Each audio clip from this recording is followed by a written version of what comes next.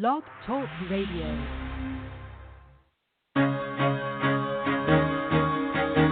Carol the Coach. Sex, love, and relationships. We talk about it here. Carol the Coach. Compassion with contemporary relevance. I am a psychotherapist. I can be your personal life coach, and I can help you with your issues. There are no problems too small or too big. You can talk about anything. Speaker, columnist, radio TV host, and commentator. Carol the Coach brings messages of wellness and empowerment within reach of everyday people every day. Almost 5 years ago, I lost my soulmate in an accident. He was killed in a plane crash. Life just, for me, has seemed to stop. There are groups all over the city. I teach one. It is a specific way to start thinking so that you shift how you see the world, which then shifts your energy, and then you feel better and you actually see things differently. Carol the Coach. Always available, too, at carolthecoach.com. Now, I've got Russell on the line. I'm 47 years old. I'm a truck driver. I'm married. I have a wife in San Francisco. Okay. I haven't been home in 6 months. My thing is, I don't know if I have a sex addiction or what the problem is. Why do I want what I can't have? And as soon as I can have it, I don't want it anymore. You're right on target when you say, I don't know if I have a sexual addiction. Well, guess what? Yes, you do. And you know what? That's my specialty, Russell, so you're at the right place. Continue. I meet women online, and I'm in a different part of the country. I travel all 48 states, so I love sex. I hear self-esteem issues. You never felt good enough, and you didn't feel like you were getting what you should have then, and you're reenacting that now. Do you want to change that about yourself? You get what you need. I got an interesting email from someone who said, Carol, I just don't know what to think, and I need your help. It's all about my husband, and I just don't know what to do. He's attracted same-sex men.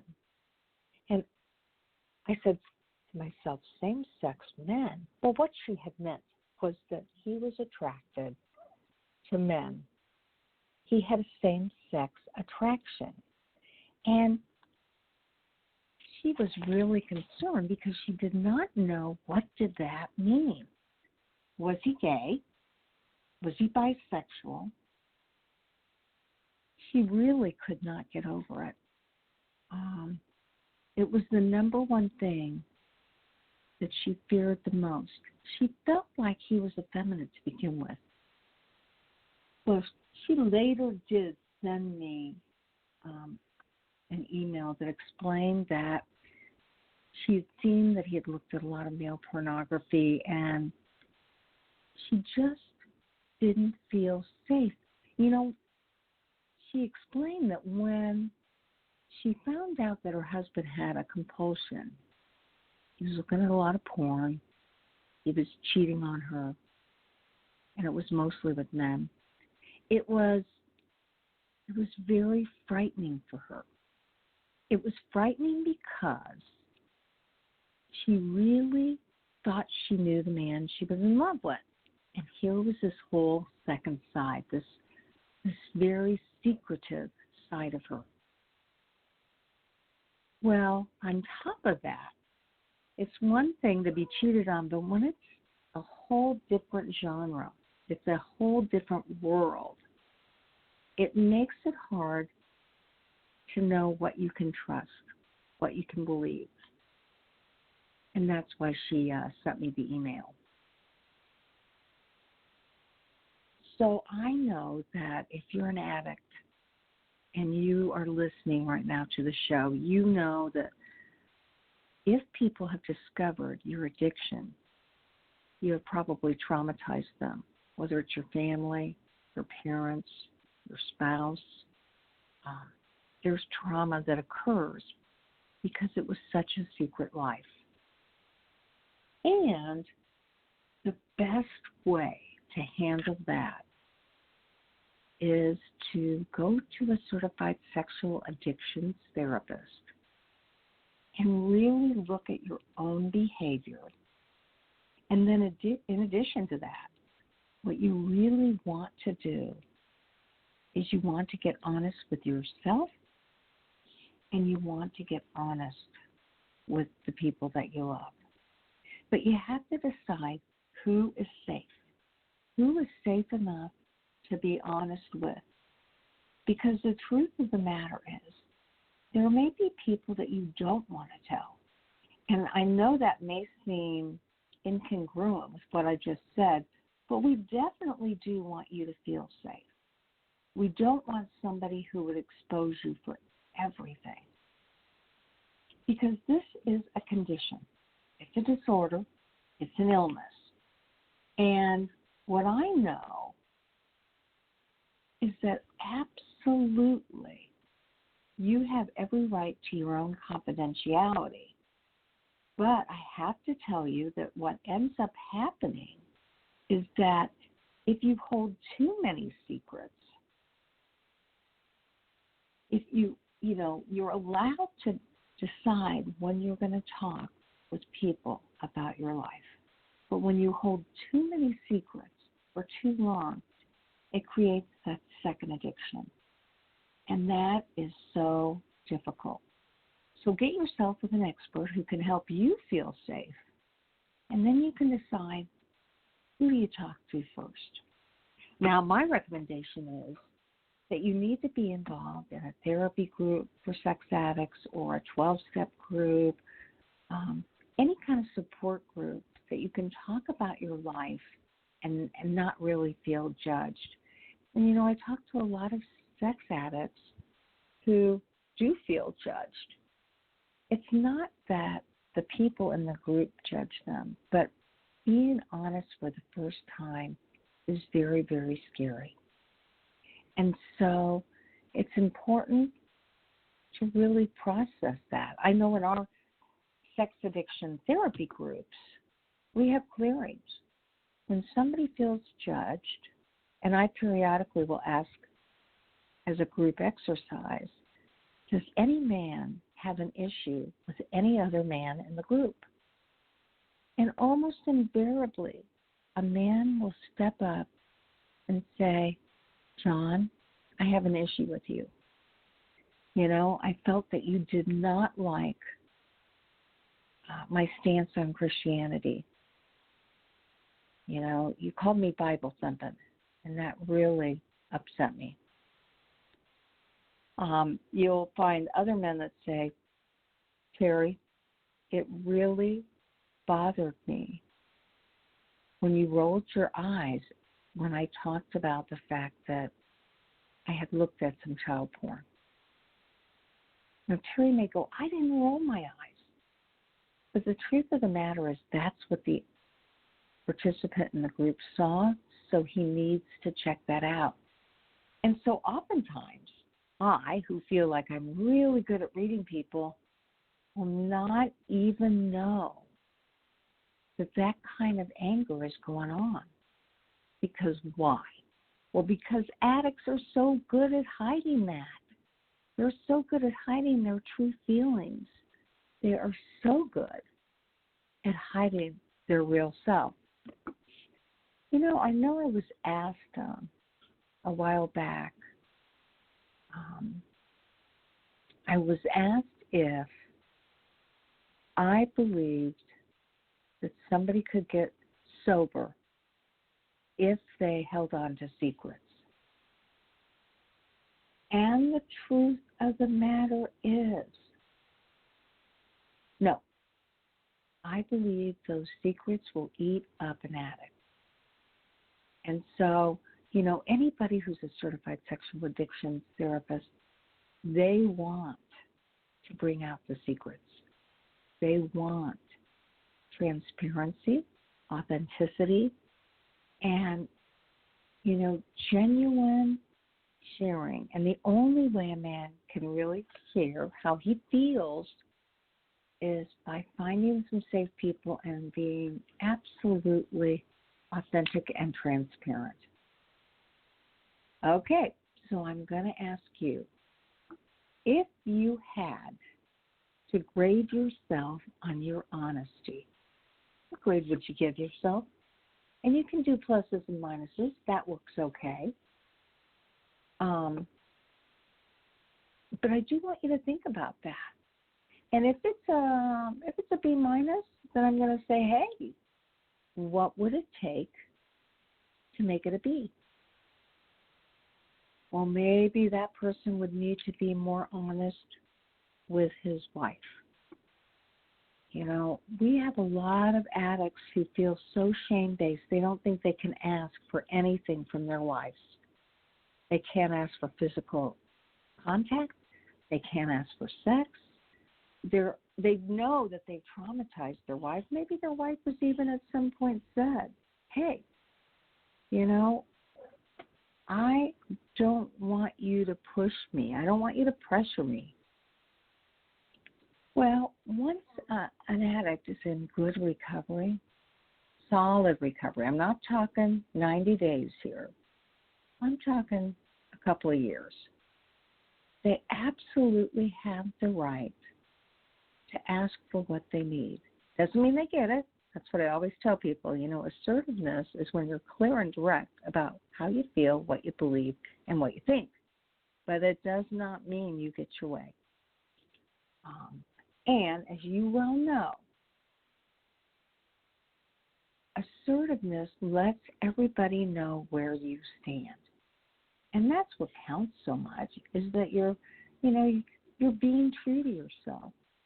And I have said more than once, when I was in a woman's group and we had identified who in the group did we trust the most, it absolutely came up that the woman that was the most honest and direct was the woman who everybody trusted the most, right? Okay, so that's important for you to know. Now, sometimes that can mean that you may be interpreted as being difficult. I know the women that I was in group with, there was some trepidation that they would be seen as the B word. But I said, you know what? It does not matter. What matters is that you're honest. You know what you're doing. That's what matters. It matters that you share how you feel. You have that right. Okay? So, now I'm going to ask you, what have you been holding out on? What have you not been sharing? And what would make you feel better about your life? And why is it that you won't share? Is it that you fear the inevitable? That if you share how you feel, you'll get rejected? Possibly so. That's a real, I have to say that's a real possibility. But that doesn't matter because at least you ask. And if you're afraid that you're going to get rejected, you know what I would tell you to do? I would say, call somebody before you go in for the big ask. Now, that's my coaching principle, go in for the big ask. So call somebody and say, I'm scared, I'm afraid she's going to say no, or I'm afraid he's going to turn me down, or I'm afraid I'm going to get laughed at. And then go and do your ask, and then have it bookended by talking to somebody else afterwards.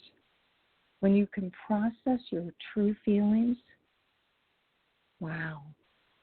That's when you've made connection, you've been honest, authentic, and transparent, right?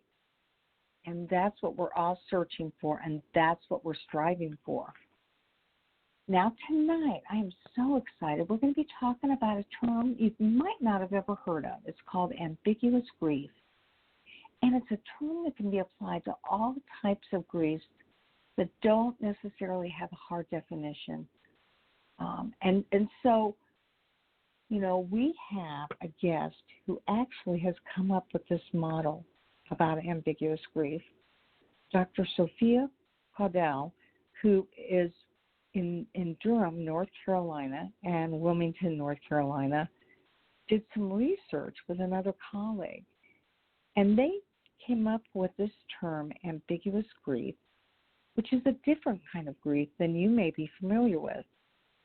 It is the feeling experienced from the loss of a loved one who is still living, accompanied by a change in or a death of the relationship.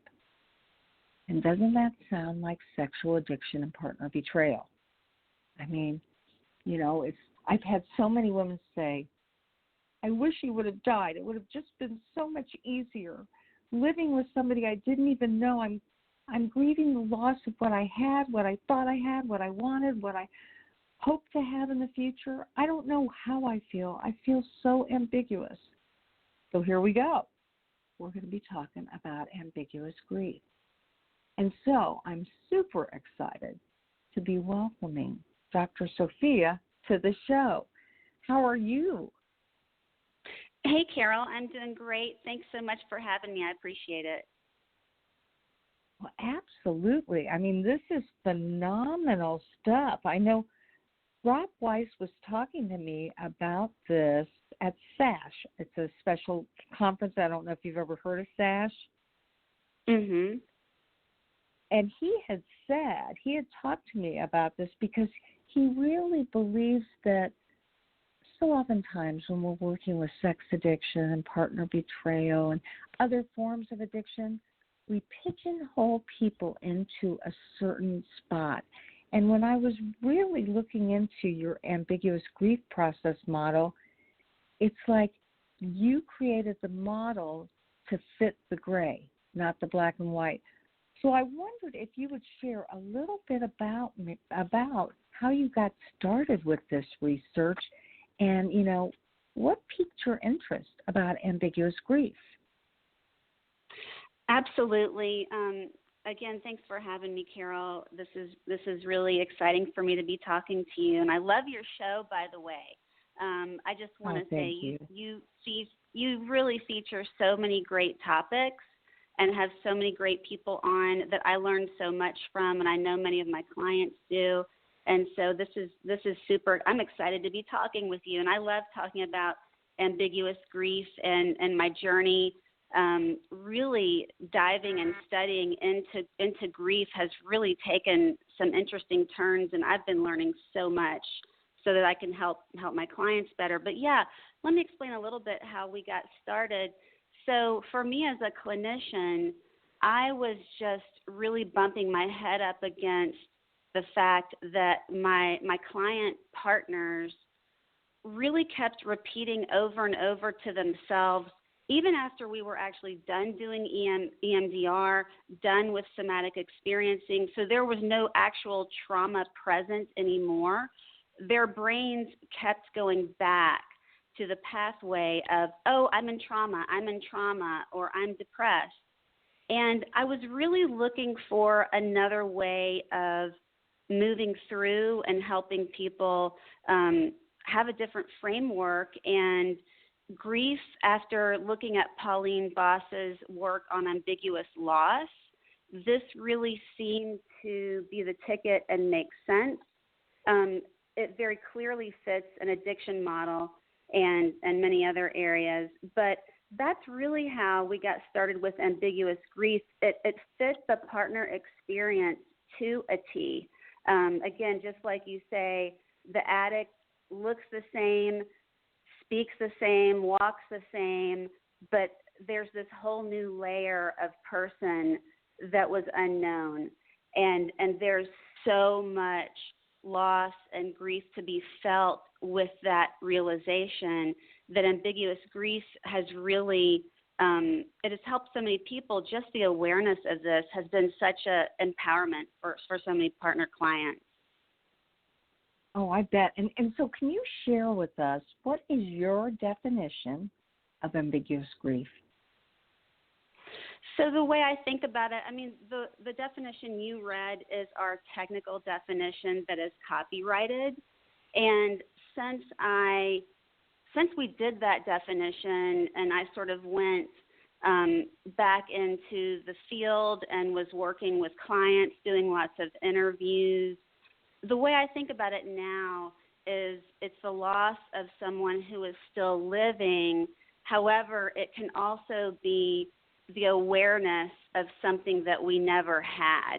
And so I don't know if we'll get that far into the conversation, but there can be ambiguous grief that we absolutely can identify and that's necessary to process in order for us to be able to move forward. Again, not even on a person that's not in our life anymore, a relationship loss, but it could be of a concept of something that I never had. For instance, well, what if I never had safety in my childhood? That is definitely something worthy of grief. 100%. And so it can be a perceived experience, or it can be an experience that one never had that they wish that they had had. Exactly. Mhm. Okay, so why is it important to be able to identify and understand ambiguous grief? I mean, I know the answer to that, but how do you explain that to clients? Why is it important for them to be able to understand their own ambiguous grief? Sure, that's a really, really good question. So if we're specifically talking about partners of sex addicts, again, the grief framework, I mean, even just when we say the word grief, that implies a moving through and that there's a light at the end of the tunnel.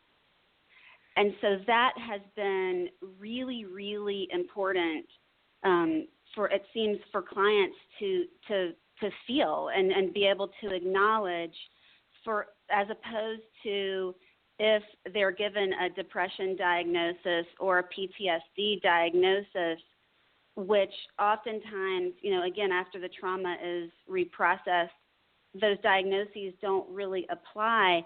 There needs to the work is not finished. I mean, underneath trauma is grief.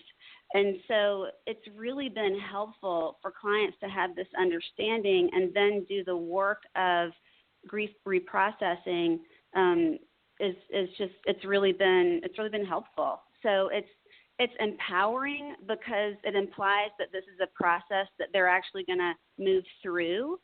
But at the same time, again, it provides that understanding of, oh, this is why I'm still upset. This is why even after we've done so much EMDR, I keep coming back to this, because it's not that I'm still in trauma. It's that there's this person that I thought was that is not who I thought he was or who she was, and there's a lot of grief. There's a lot of sadness to be felt about that. So it's really been it's just another layer of work that's been really helpful. Well, and you talk about the 5 Ds. Talk to our listening audience about the 5 Ds of ambiguous grief. I thought this was just amazingly clever as well as scientifically accurate. Yeah, this is funny, and so I had fun with this. When I was doing a lot of this conceptual work, and boy, it really took me a long time, words with D's just kept popping up. Like for us in the field of sex addiction, obviously disclosure is a huge piece of what we do with couples, but disclosure can obviously mean other things to other people in other situations. Disclosure could be, someone finding a crack pipe and whatever else in someone's belongings, or it could be, a number of things. Disclosure of money being embezzled. I mean, it could be there's so much that word covers. And then divorce was another one that came up. Obviously, that could be separation, or divorce could also just be the loss of any relationship. Diagnosis really covers just about everything else, mental illness, dementia, Alzheimer's, Parkinson's, the list goes on and on for how this applies in those areas, because people are still living, our loved ones are right near us, but they're very different, and we have to begin to grieve who they used to be. And so that was really helpful to think of that D word. And then death of a relationship was just something that just kept popping up in our minds. We thought that it was really important to speak to some relationships are not changed. They're actually gone and finished. And people, even though they're both still alive, they just have no contact. And that is incredibly traumatic for a lot of people.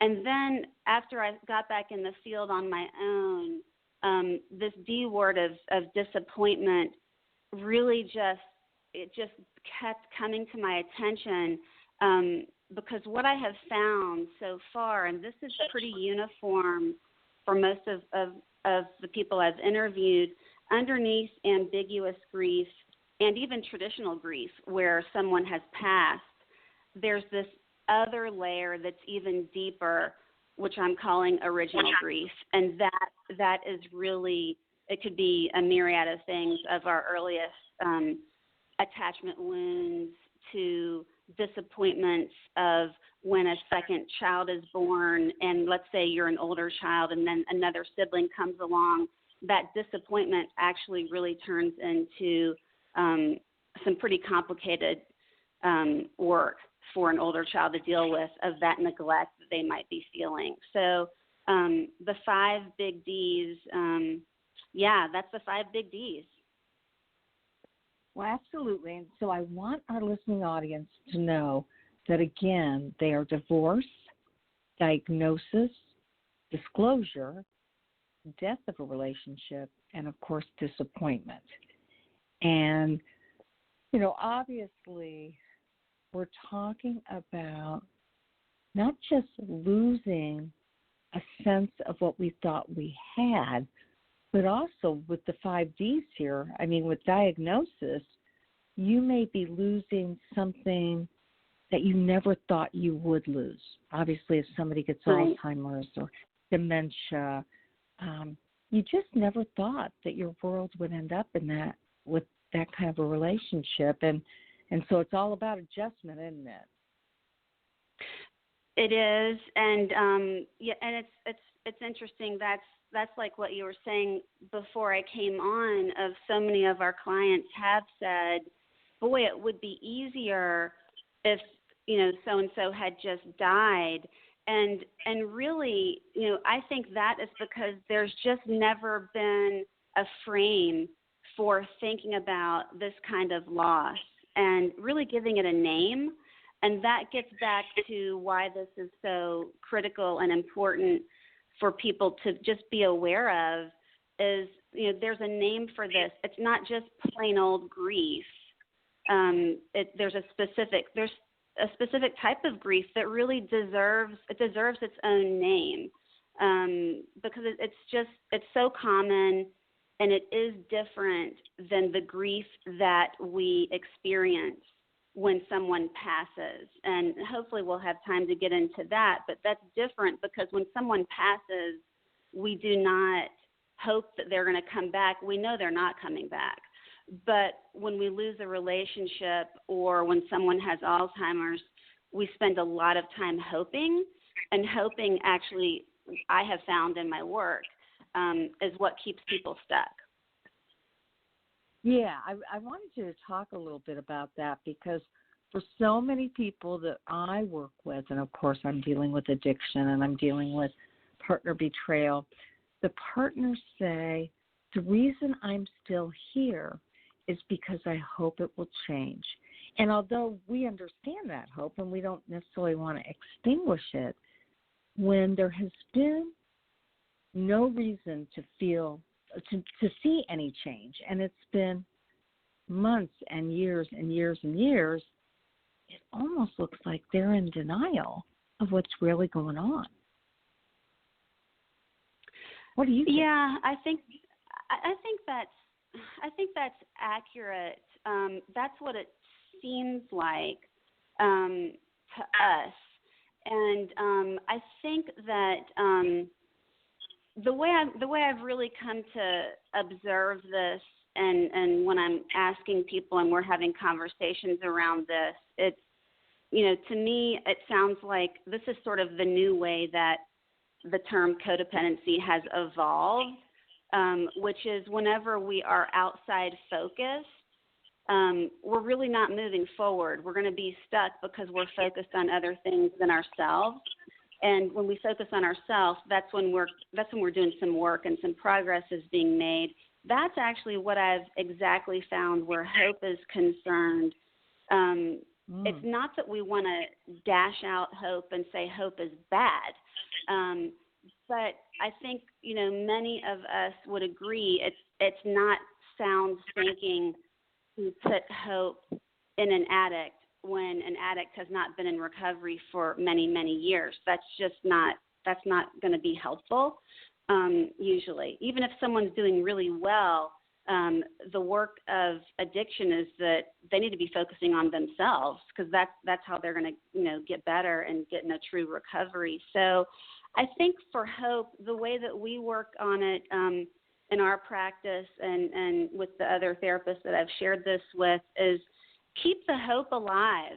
Keep hoping, keep working, keep looking for everything that makes you feel good. So, it's okay to grab onto those things, but the hope actually needs to be in ourselves. So it's like we're looking in a mirror, and the hope is only in what we have control over. We have no control over what the addict does or doesn't do. And so to put hope in anybody other than ourselves, it just doesn't make sound rational sense, at least from a therapeutic standpoint.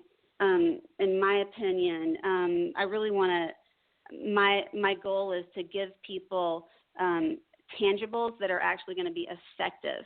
And so for that reason, hope is great, but it's got to be on ourselves. And that's when we see people really making strides and they're feeling better and they're moving. Well, that makes a lot of sense. Now, tell me then, how do you work with people, when you're wanting to create that, I would call it awareness and work for ambiguous grief? How do you do that? Well, it probably starts out the same as any other office in this area of work. We're definitely going to have to treat what's acute first. So trauma is going to have to be reprocessed. That has to happen before we can even begin to talk about ambiguous grief. I mean, we can certainly introduce the terms, but in my experience, partners, again, if we're still talking about partners are not going to be too interested in going there because they need to feel better, and they're just kind of, spinning out still. And so we treat the trauma, and we're just introducing the terms, not really focusing on it.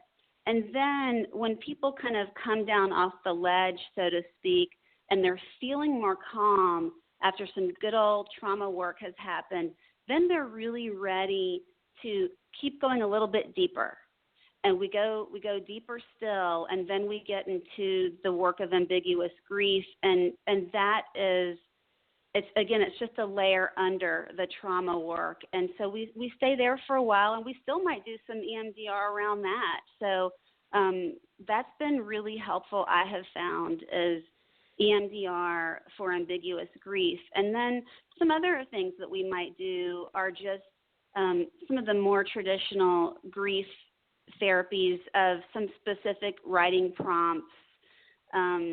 Certainly talking about it in our partners groups is helpful. Being able to speak the words and awareness about ambiguous grief. Again, the more that partners do that, they're actually making a conscious choice to not choose depression or trauma again.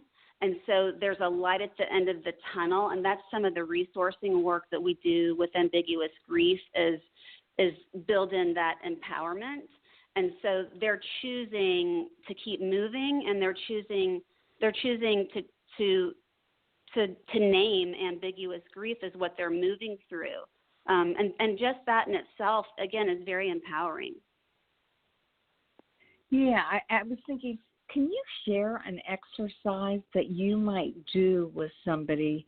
Now, I know you mentioned EMDR, and that's a wonderful technique, but an exercise that you might do with somebody to help them with one of the big Ds, maybe even disappointment, since that has to do with early childhood wounding.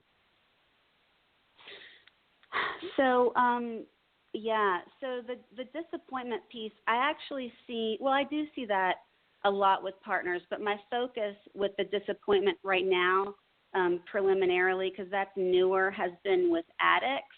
And so I might switch and talk about addicts for a minute, but this could totally still apply to partners, because that's just sort of how they found their way in their current situation, is because of the early attachment wounding anyway.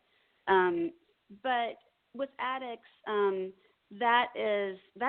that's really some deeper work, I have to say. That's after people have got some pretty decent recovery under their belt.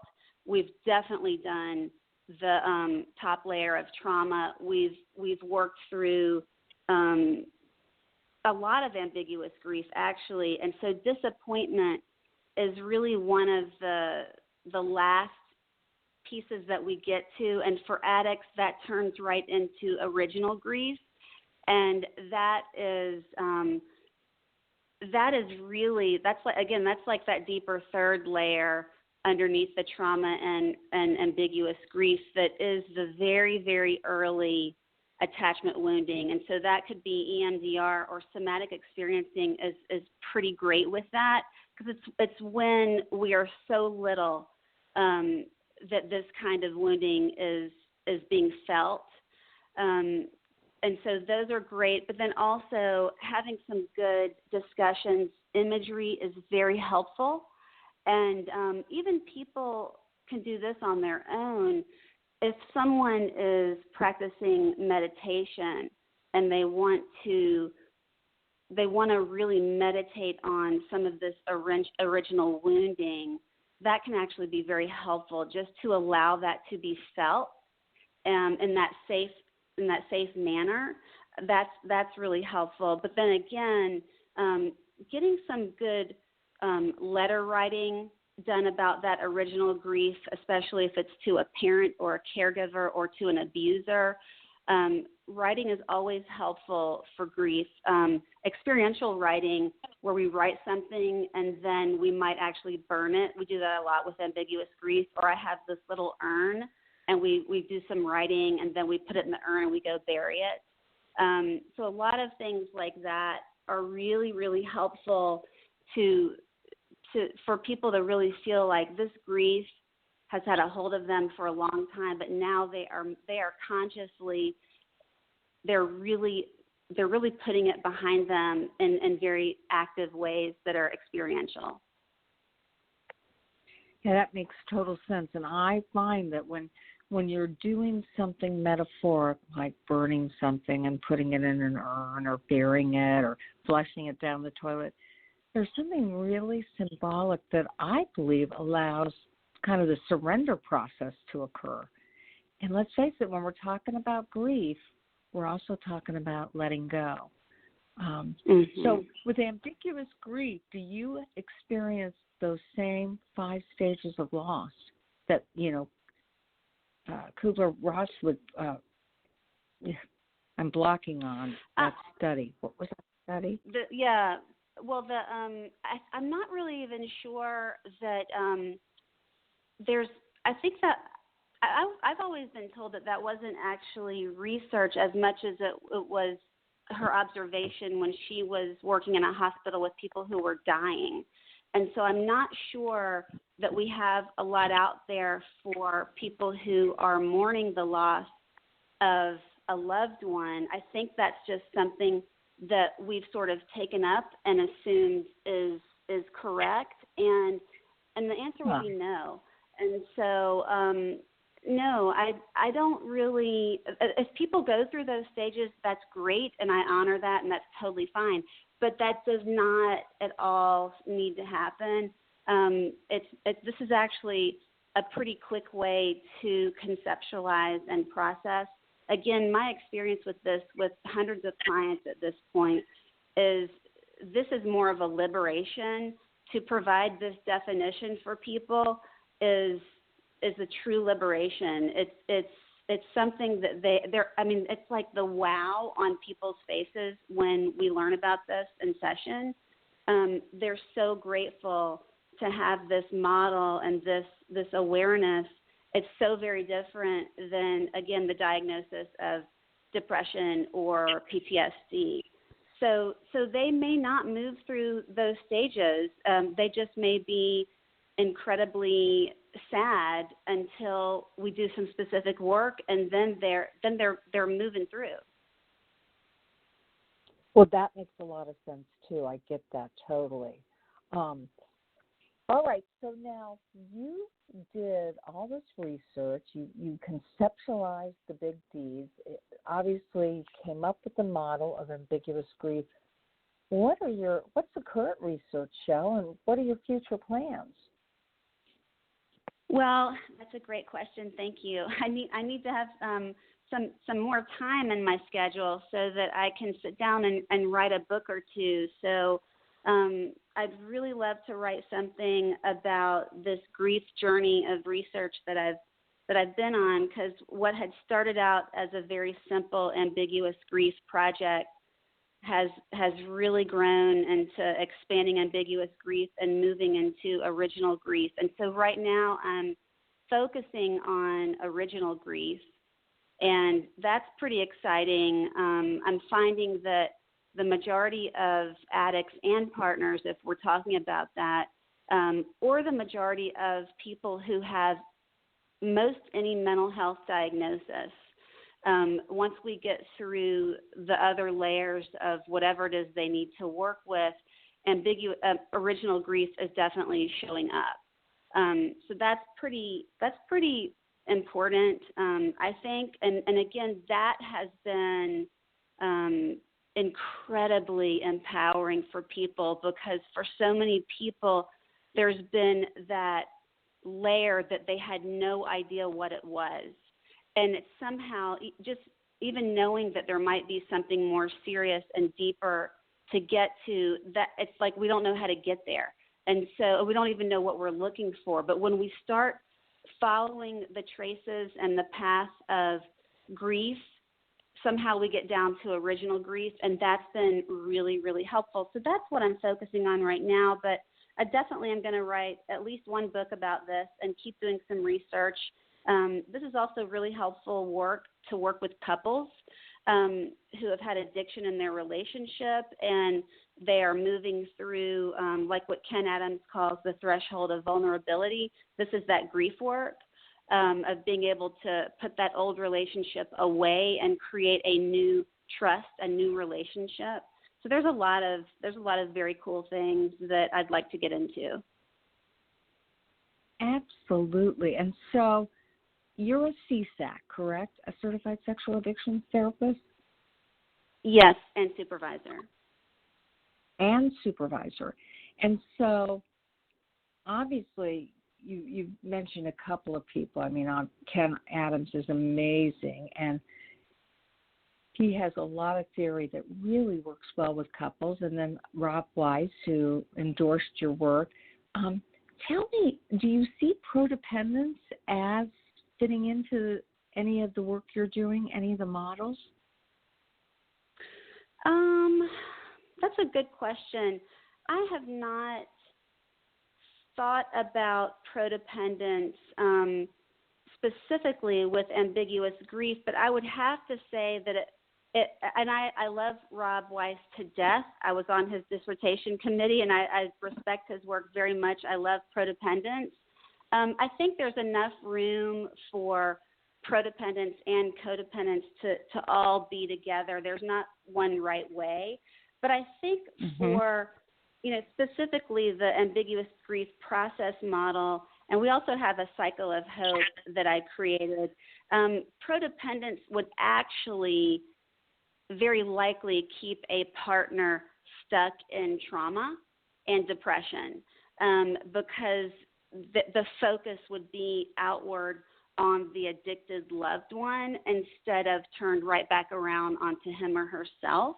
And so for this work, they may not marry together nicely, but there are plenty of people out there that the codependence model is the right thing for them, and that's great. They should definitely do that. Well, got it. So now you've got a lot of exciting things going on, and you can just hear that your brain just keeps on cooking. What would you tell sex addicts that are listening to this show about ambiguous grief that you haven't already mentioned? And then what would you tell partners? And last but not least, what would you tell clinicians? Oh, really good question.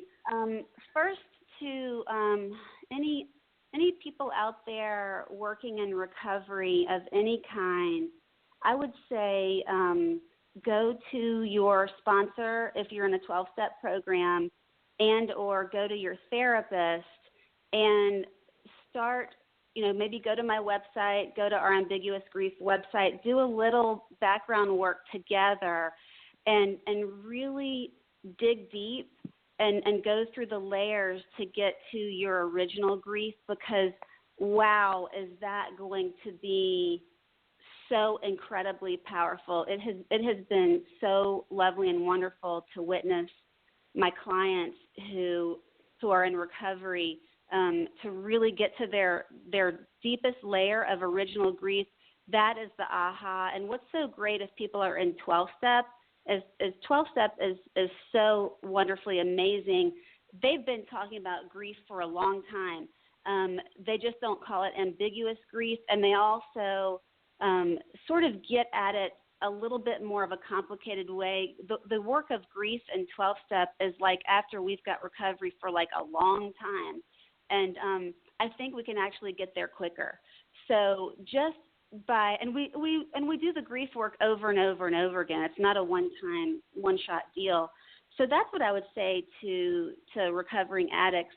I would say that exact same thing to partners, number one, but then I'd also really encourage partners to, really just take in this awareness of ambiguous grief and see if it fits for them when they are considering their relationship and really looking at their partner and seeing if the work is working, and when they're really checking in about all of those things that partners think about and worry about when they're trying to figure out what to do, to see if an ambiguous grief model may fit, because there's that light at the end of the tunnel. Just being in the grief process it's just so much more. Again, it's much more empowering because, we're not stuck, we're moving. You move through grief, you don't stay stuck in grief. And so I would just encourage people to see if it fits for them. And for my fellow colleagues, I would say go to my website. I also have a podcast called Sex and the Bull City, because my practice is called Bull City Psychotherapy. And so the podcast is just sort of a play on one of my favorite shows, Sex and the City. So anyway, so that's kind of helpful. There's a little bit on ambiguous grief on my website, on these other websites, on Facebook, Instagram, all of those things where I do a lot of postings, but also just giving me a call. I'm happy to chat with people about this until I get a workbook or a book written. I'd love to present sometime at ITAP if that can ever happen. But I'm available to chat or consult. I do a lot of consulting. I also do a free meeting on the website In the Rooms. It's a free global recovery website. It's a fabulous resource. Every Thursday at noon Eastern time, I do a free meeting on In the Rooms. It's called Codependency, Grief, and Relationships. And so we get into all of this. And coming soon, I'm going to be doing probably Zoom meetings, very likely, for Ambiguous Grief. So there will be workshops and support groups that I'll be offering very soon. That'll be posted. It'll be available on my website. So lots of things are coming. Well, absolutely. And once again, her website is www.bullcity, and that is BULL City, psychotherapy.com. And you can reach Dr. Sophia Caudie at sophia@bullcitypsychotherapy.com. And, obviously your practice utilizes a really integrative approach to treatment, and you specialize in sex and love addiction, attachment, and intimacy disorders. And unfortunately, that fits most of our clients, whether they be partners or addicts. So I know you're doing some really good work there. I can't thank you enough for sharing Ambiguous Grief, and I would encourage everybody to go to the website so that you can take a look at the model a little bit closer. And I know this has to speak to our listening audience. If they're clinicians, they may never have heard of the model. And if they're addicts and partners, it helps to explain why their grief is not something that they can necessarily share with everybody, because it's not a loss that is absolutely here and then gone. It's a loss of they didn't know they had it. They didn't think that they were a part of it. They want something different. And their whole reality has morphed into not really being able to depend on their reality and their senses to know what they're experiencing. And so this ambiguous grief really puts a label and a name to it and helps people then to deal with it. So Dr. Sophia, thank you so much. Thanks, Carol. I really enjoyed chatting with you. And again, thanks so much for all that you do. Oh, you're welcome. And anytime when you get a new project, you send me an email. Thanks. I'll do it. Absolutely. All right. Make it a good week. We'll talk to you soon. Okay. Bye-bye. Bye-bye. So Dr. Sophia Caudie is an expert in ambiguous grief. And, it is a new model. And she sounds like she's working on a book so that she can really help you to deal with how to mourn in maybe a different way than you would mourn a loss. And I think that's really exciting, because we know when our clients feel, that's the next closest step to being healed. All right, so I am so happy to be with you tonight, and I want you to look at her website. Again, that's www.bullcitypsychotherapy.com. Take a look at my website, Sex Help with Carol the Coach. And thank you to everybody who's been buying my online course. I've got to tell you, I am on steroids when it comes to my partner course. I hope to have it finished in the next couple of weeks. And that's on post-traumatic growth. That is on, what happens when the partner is really in the process of healing. And how does she acknowledge it? How does he acknowledge it? And, because let's face it, addicts can be men and women. Partners can be men and women. We can have same-sex partnerships. I mean, this applies to everybody. So I just really appreciate it when you go and purchase that online course, because it's kind of like you're getting a dose of me anytime, day or night, that you need it, because you can always go back to the course. It's yours forever. All right. As I always say, there will only be one of you at all times, and I want you to fearlessly have the courage to be yourself. We'll see you next week, our Christmas week, right? We'll see you next week for more Sex Help with Carol the Coach.